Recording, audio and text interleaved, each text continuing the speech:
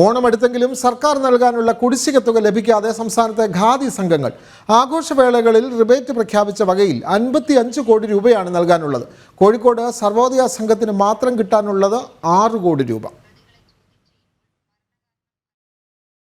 ഓണം പടിവാതിൽക്കലെത്തി നിൽക്കെ സർക്കാരിൽ നിന്നും കിട്ടാനുള്ള പണം ലഭിക്കാതെ പ്രതിസന്ധിയിലാണ് ഖാദി മേഖല.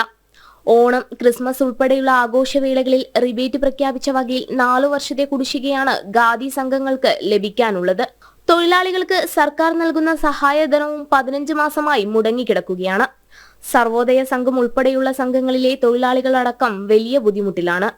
ഗവൺമെന്റ് എന്നുള്ള പൂരകം ഇപ്പോൾ അത് 3 മാസം കൂടുമ്പോൾ ഒക്കെ ആദ്യം കിട്ടലുണ്ടായിനി. ഇപ്പോൾ അതും ഇല്ല. ഇപ്പം ഞങ്ങൾക്ക് മക്കളെ പഠിപ്പിൻ്റെ കാര്യവും അങ്ങനെ വീട്ടിലുള്ള ആണുങ്ങൾക്കാണെങ്കിൽ പണിയും ഇല്ല. ഇപ്പോൾ വല്ലാത്തൊരു ബുദ്ധിമുട്ടിലാണ് ഞങ്ങളിപ്പോൾ ഖാദി തൊഴിലാളികൾ പോകുന്നത്. പിന്നെ വിൽപ്പന ഇപ്പോൾ കുറവാണ്. അവിടുന്നെങ്കിലും പൈസ കടം ചോദിക്കാനുള്ള ആ വരുമാനം അവർക്കില്ല. 2018 വരെ കൃത്യമായി റിബേറ്റ് തുക ലഭിച്ചിരുന്നതാണ്. കോവിഡ് കാലത്തിന് ശേഷം സർക്കാർ കൈയൊഴിഞ്ഞ മട്ടാണ്. പിടിച്ചു നിൽക്കാൻ പാടുപെടുന്ന സംഘങ്ങൾ ഇപ്പോൾ കടുത്ത പ്രതിസന്ധിയിലാണ്. കേരള സർക്കാരിൻ്റെ ഭാഗത്തു നിന്നും ഏകദേശം ഈ മാർച്ച് 24 മാർച്ചിലത്തെ കണക്കനുസരിച്ച് ഏകദേശം ഒരു 52-55 കോടിയോളം രൂപ റിബേറ്റ് ഇനത്തിൽ ലഭ്യമാകാനുണ്ട്. അതിന് കേരള ഖാദി ഫെഡറേഷൻ മുഖേന നിവേദനങ്ങൾ കൊടുത്തിട്ടുണ്ട്.